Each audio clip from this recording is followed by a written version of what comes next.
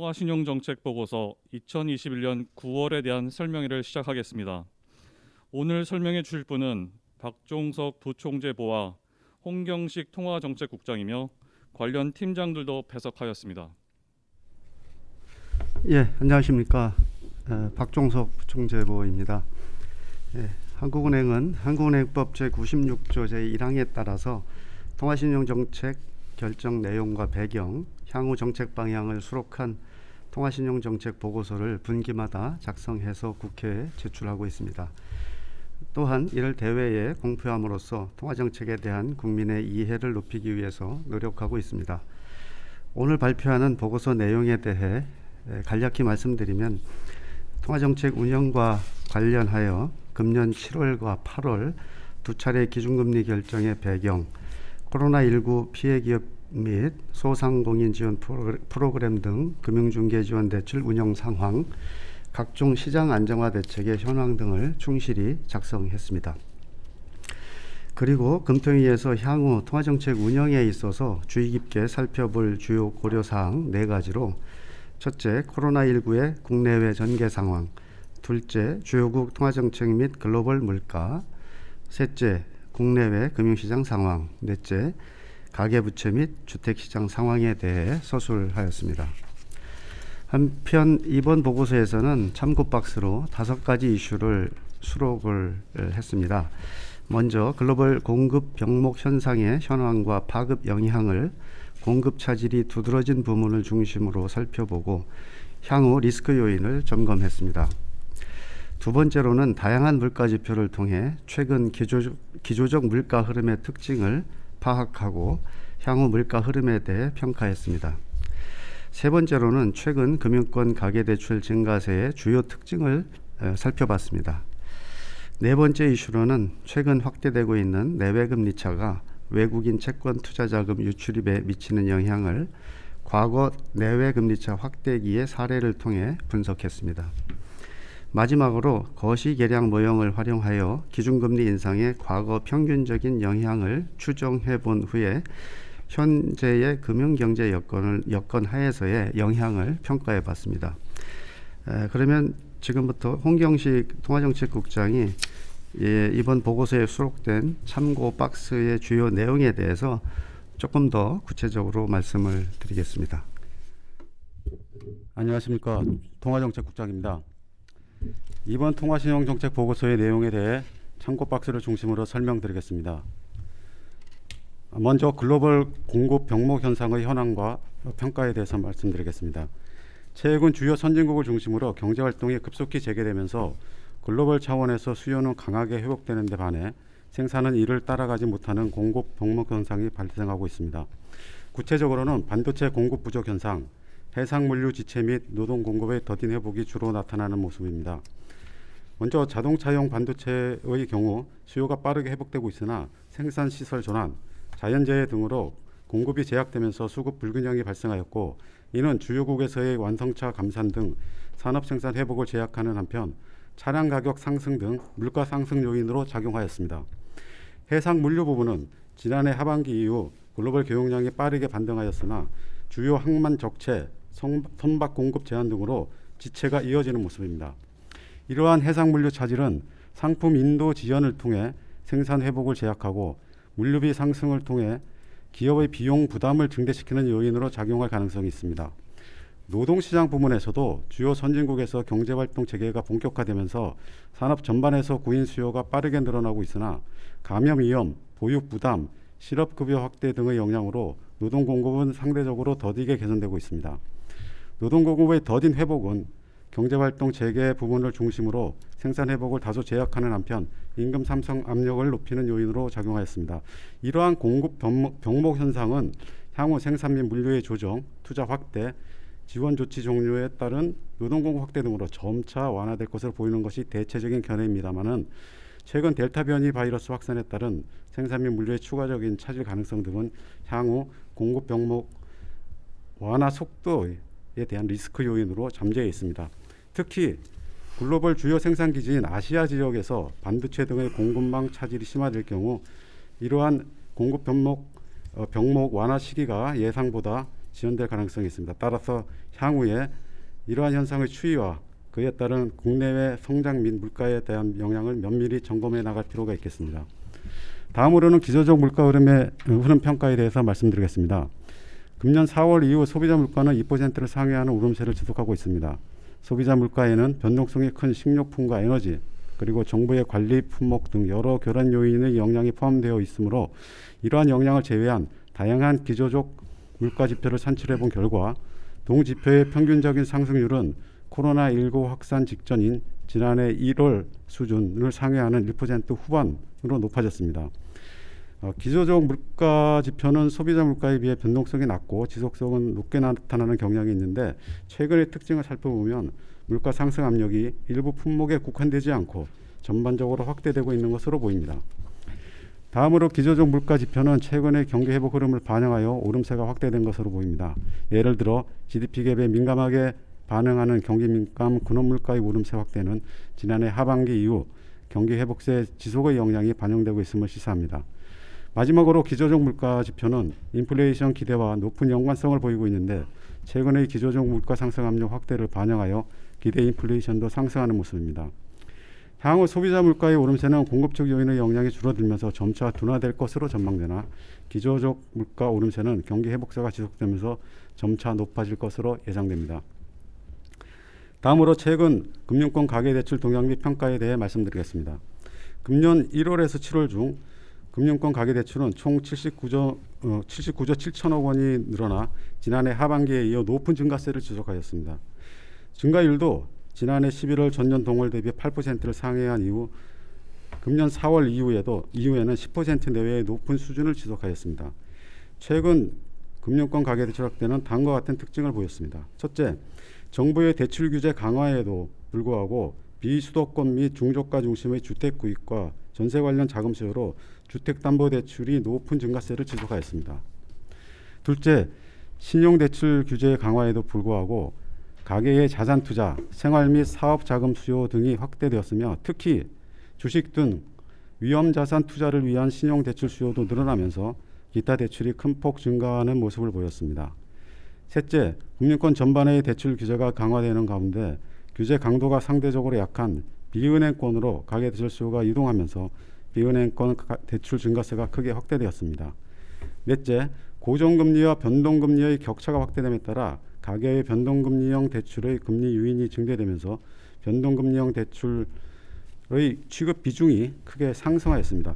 이처럼 가계대출은 높은 증가세를 지속하고 있는데 대출로 조달된 자금이 가계의 높아진 수익 추구 성향과 자산가격 상승 기대와 결합하여 자산시장으로 유입되면서 금융 불균형 누적이 지속되고 있는 것으로 판단됩니다.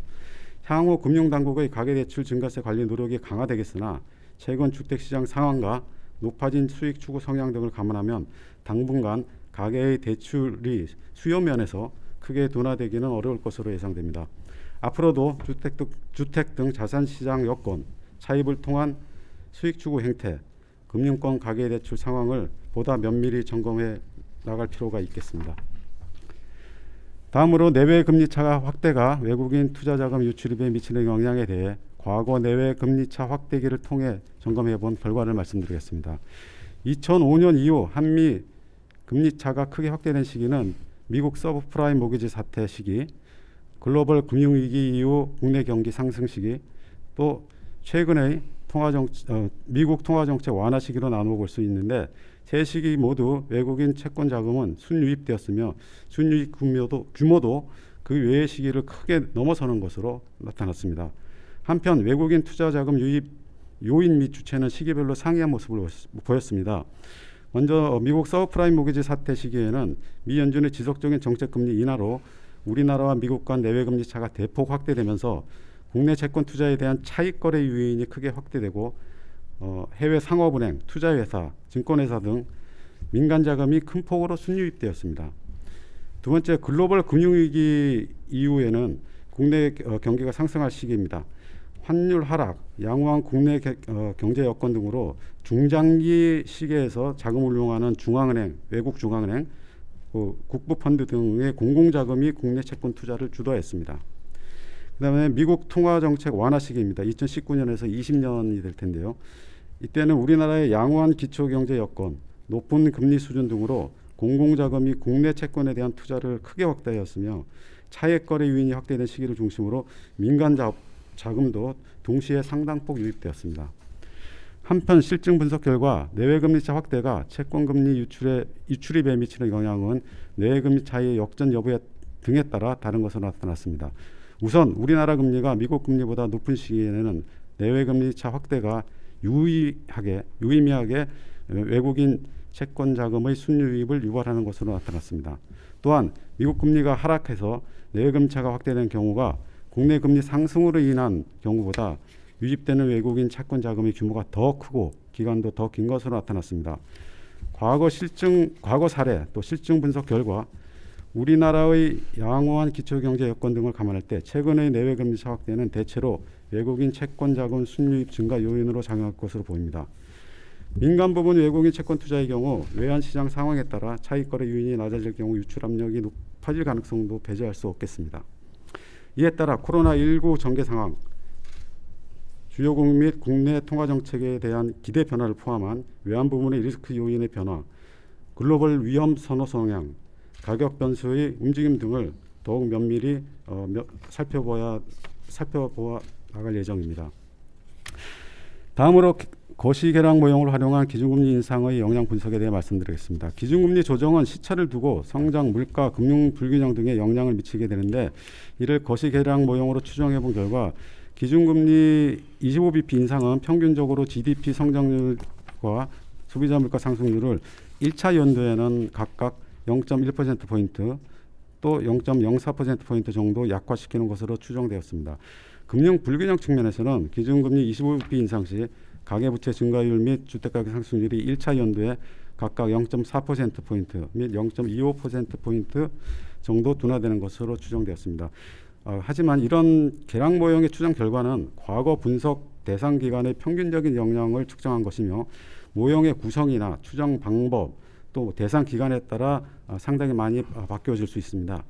한편 최근과 같이 실물 경제 여건이 개선되는 경제 상황에서는 경제 주체들이 실물 경제 개선 기대를 바탕으로 소비 및 투자를 증대시킬 경우 기준금리 인상의 성장이나 물가에 미치는 영향이 과거 평균치보다 작게 나타날 가능성이 있습니다. 또한 취약 부문 지원 등을 위해 정부 재정의 확장적 운영이 지속되고 있는 점은 금리 상승에 따른 취약 차주의 원리금 상환 부담 증대 등을 일부 완화해 줄 수 있는 것으로 판단됩니다.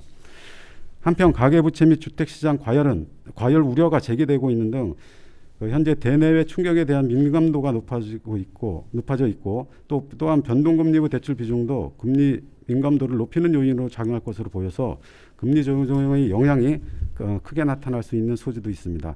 다만 주택가격에 대한 추가 상승 기대가 존재하는 상황에서는 금리 상승의 주택가격 둔화 영향이 약화될 수도 있으며 높은 변동금리부 대출 비중으로 인해 금리 상승에 따른 이자 상환 부담 증대가 소비를 약화시킬 가능성에도 유의할 필요가 있겠습니다. 한편 그간의 금융 불균형 누중이 대내외 충격에 대한 우리 경제의 테일 리스크, 꼬리 위험을 상당폭 확대시키는 요인으로 작용하고 있는데 기준금리 인상은 이러한 확률을 낮춰서 중장기적인 거시경제의 안정에 기여하는 것으로 분석되었습니다. 실증 분석에 따르면 코로나19 위기 이후 금융 불균형 확대가 우리 경제의 마이너스 성장 발생 위험의 확률을 증가시킨 것으로 분석되었는데 기준금리 인상은 이러한 확률을 낮추는 것으로 추정되었습니다. 앞서 살펴본 기준금리 인상이 성장, 물가, 금융 불균형에 미치는 영향은 거시 금융경제 상황 변화에 따라 달라질 수 있는 만큼 향후 성장, 물가의 흐름, 가계부채나 주택시장 상황 등을 계속 면밀히 점검해 나갈 필요가 있겠습니다. 이상입니다. 지금부터 질의응답 시간을 갖겠습니다. 기자들의 질문은 출입기자단 최정희 간사께서 취합해 대신 읽어주시겠습니다. 서울경제 조지원 기자의 질문입니다. 통신보고서 내 기준금리 인상 영향 분석 파트를 보면 가계대출 및 주택시장 부분에서 과열 우려가 제기되고 변동금리 비중이 높으면 금리 조정 영향이 크게 나타날 수 있다는 내용과 함께 주택가격 상승 기대가 상존할 경우에 주택가격 둔화 영향이 악화될 수 있다는 상반된 내용이 담겨 있습니다. 어느 쪽 영향이 더 크다고 봐야 할까요?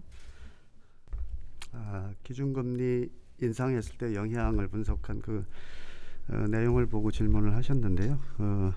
저희가 기본적으로는 그 계량 분석을 해보면은 기준금리 인상을 했을 때 금융 불균형에 대한 효과가 그 성장이나 물가에 대한 그런 효과, 지금은 이제 경기가 개선되고 있는 그런 상황이기 때문에 더 크게 나타난다, 이런 분석을 했고요. 물론 이제 자산시장 과열 우려가 있으면은 그만큼 과열 우려가 클수록 향후에는 조정 가능성도 크기 때문에 그런 것이 이제 좀 크게 나타날 수 있다는 거고, 변동금리 비중이 높으면 대출 수요가 금리 변동에 더 민감해질 수 있기 때문에 지금의 그런 상황이 기준금리 인상에 따라서 금융 불균형을 완화시키는 효과가 좀 크게 나타날 수 있다, 이런 분석을 드린 겁니다. 그런데 이제 저희가 기본적으로 그 두 개 상반된 영향이라고 말씀을 하셨는데, 어느 영향이 더 크다 이렇게 말하기는 쉽지가 않은 게, 저희가 분석한 거는 이제 계량적으로 분석을 해보면은 금융 불균형 완화에 긍정적인 효과가 있는데, 이것을 해석하는데 하나의 좀 유의해야 된다, 이제 그런 말씀을 이제 드리기 위해서 지금같이 이제 주택가격 상승 기대가 또 앞으로도 또 있거나 이런 경우에는 주택가격 둔화에 미치는 영향이 조금 상쇄될 수 있다, 이런 말씀을 드린 겁니다. 다시 말씀드리면은 효과는 분명히 유의하게 있는데 그런 주택시장 상황에 따라서는 그게 또 제약될 수도 있다는 점에 유의해서 우리가 앞으로 지켜볼 필요가 있다, 이런 말씀을 드렸고, 어느 영향이 더 클지는 향후에 주택시장 여건이라든지 거시건전성 규제의 강도라든지 이런 거에 따라서 또 달라질 수 있다고 생각합니다. 또 말씀드렸듯이 하여튼 어떤 경우라도 금리 인상을 한 경우가 그렇지 하지 않은 경우에 비하면은 주택가격이라든지 가계대출 증가세 완화 이런 데 미치는 효과는 유의하게 있다, 그 말씀은 좀 분명하게 드릴 수 있다는 그런 말씀을 드리겠습니다. 이상입니다. 유시스 윤한영 기자의 질문입니다. 지난해 가계대출은 신용대출 중심으로 늘었다면 올해 상반기 가계대출은 전세대출, 정책 모기지, 집단대출이 대부분으로 실수요 대출이 대부분입니다. 이런 상황에서 기준금리를 올리더라도 가계대출에 미치는 영향이 적다고 보는 시각이 많은데 어떻게 보시는지요? 예, 실수요 대출, 또 전세 대출 이런 것들이 많이 있는 상황에서 가계대출에 대한 영향이 적다는 시각이 있다. 물론 이제 지금 상황, 저희가 보고서에도 말씀드렸듯이 지금 주택가격 상승 기대가 지금도 여전히 있는 것 같고요. 물론 이제 정부가 주택 공급 정책이라든지 이런 걸 추진하고 있기 때문에 좀 더 길게 보면 이런 것들이 이제 효과가 나타날 걸로 그런 기대를 하고 있지만, 금리 인상 하나만 했다고 해서 그게 가계부채 금융불균형 완화에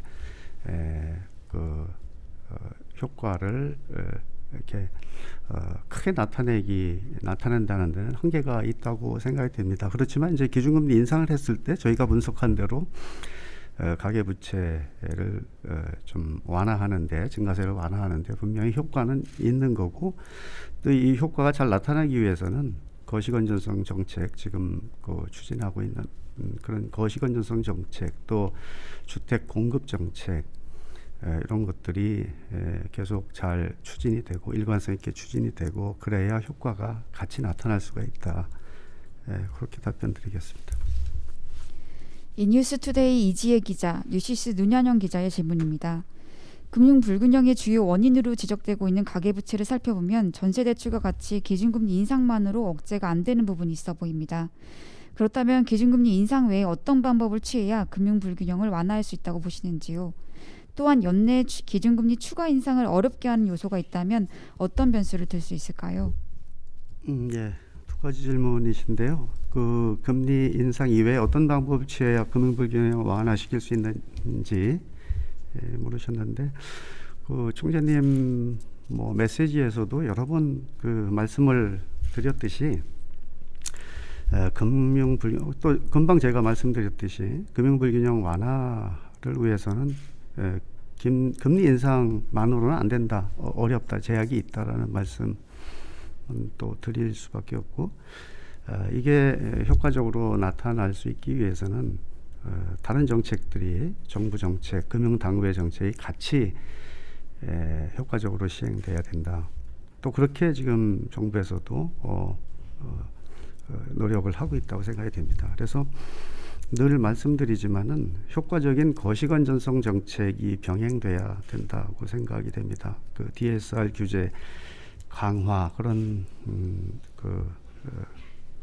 가계 대출 관리 방안, 이런 것들이 이제 추진이 되고 있는데, 이런 건전성 정책들이 일관성 있게 효과적으로 추진될 필요가 있고, 또 가계부채 문제는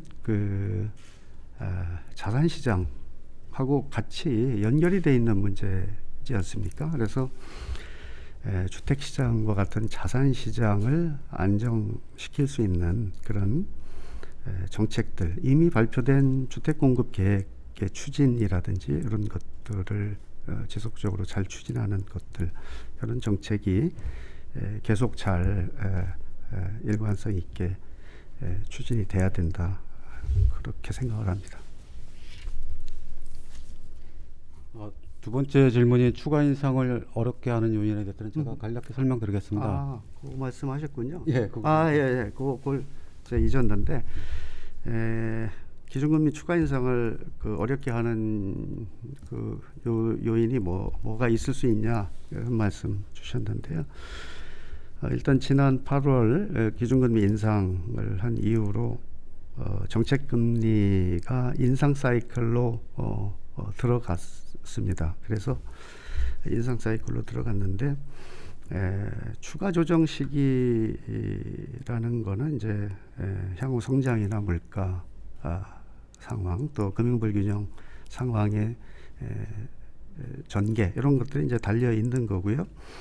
인상을 어렵게 하는 요인을 이렇게 금리 정책이라는 거는 여러 가지 요인을 다 고려를 하는 거기 때문에 그걸 한두 가지로 집어서 이게 얘기하기는 좀 어렵기는 하지만, 그냥 예시를 든다면은 인상의 가장 큰, 기준금리 인상의 가장 큰 전제가 되는 게 경기의 양호한 회복세 지속, 견실한 회복세 지속이지 않습니까? 그래서 앞으로 이런 우리 경제의 견실한 회복세 지속 전망이 계속 유지될 수 있는지, 당초 예상과 혹시라도 달라지는 그런 경우는 생기지 않을지, 이런 것들을 예로 든다면 할 수 있죠. 좀 큰 얘기를 제가 예로 들어서 그렇긴 한데, 하여튼 그 주요 전제가, 금리를 인상하는 전제가 경기의 견실한 회복 전망이기 때문에 거기에 영향이 간다고 하면은, 그런 거는 예를 들자면은 이제 코로나 상황, 이런 것들이 우리 당초 생각과 다르게 영향을 크게 받고 이렇게 돼서 악화가 돼서 그런 회복 전망, 이런 것들이 좀 벗어나는 그런 경우가 생긴다. 그러면은 그런 경우는 이제 어려운 요인이 되겠지만, 제가 하나를 그렇게 예시로 들었지만 다른 여러 가지 요인들이 있을 수 있습니다. 그래서 예를 들자면 그런 걸 말씀드릴 수 있겠습니다. 한국경제 김익환 기자, 서울경제 조지용 기자, 뉴스원 김성은 기자의 질문입니다. 여당 원내대표가 한국은행에 자영업자 채권 매입에 나서야 한다고 전날 밝혔습니다. 소상공인 자영업자 채권 규모가 어느 정도라고 파악하고 계신지, 그리고 현 규정상 가능한 내용인지 궁금합니다. 또 자영업자 채권 매입은 통화정책의 역할이 아닌 데다 정책 신뢰도에서 영향을 줄 것이란 지적도 나옵니다. 이에 대한 향후 검토 계획 또는 한은의 입장은 무엇인가요? 예, 원내대표께서 언급하신 그 내용에 대한 질문이신데요. 관련된 채권 규모 글쎄 그 저희들이 그 대표께서 언급한 그 내용의 구체적인 걸 지금 뭐 파악이 안 돼 있는 거기 때문에 그런데 그 소상공인 대출, 자영업자 대출의 규모를 말씀하시는 것 같은데요. 혹시 지금 파악된 게 있나요? 지금 예, 저희가 그 6월에 금융안정 보고서를 발표를 했었는데요. 그때 이제 자영업자 대출 규모는 한 830조 원으로 그때 금융안정 보고서에 그렇게 발표가 됐었습니다. 예. 예. 그래서 규모는 혹시 더 그 정확한 걸 그러니까 이게 그 언급하신 내용이 뭘 말하는지를 좀 잘 모르기 때문에 이제 이 대상 채권 규모가 뭔지 이제 그것도 좀 불명확한데 하여튼 자영업자 소상공인 대출의 규모가 얼마 정도 되는지는 지금 홍 국장이 어느 정도 말씀을 드렸지만 더 자세한 사항이 필요하시면은 파악을 해서 별도로 알려드리는 걸로 그렇게 하고요. 그다음에 이제 언급하신 그 내용 자영업자 채권 매입 의견 이런 거 이제 어제 발언을 하셨기 때문에 이게 지금 구체적인 내용을 저희들이 아직 파악한 상태가 아닙니다. 아직 구체적으로 뭐 매입 그 방법이라든지 그런 것들이 밝혀진 게 없기 때문에 발언의 구체적인 어떤 내용을 내용이 파악되어 있는 게 좀 없어서 지금 시점에서 한은의 입장을 말씀드리기는 좀 적절하지 않은 것 같다 그런 말씀을 드리고 그건 그렇게 양해를 해주시고 하여튼 한국은행도 근데 코로나19 요 과정에서 어려움 겪는 소상공인들 이런 취약 부문에 대해서 계속 관심을 가졌고 그래서 이제 피해 중소기업이나 소상공인 지원 이런 걸 뭐 지금 16조 원 규모로 해왔고 지원을 해왔고 또 오늘 3조를 소상공인에 대한 지원 프로그램을 3조 원을 늘렸습니다. 그래서 취약 부문에 대한 그 배려, 또 관심 그리고 지원 이런 거는 한국은행이 계속 관심을 갖고 고민을 해왔고 오늘 그런 차원에서 소상공인 지원 한도를 늘린 거고 또 기존에 해오던 지원을 6개월 정도 이제 더 연장을 한 거고 이제 그렇거든요. 그래서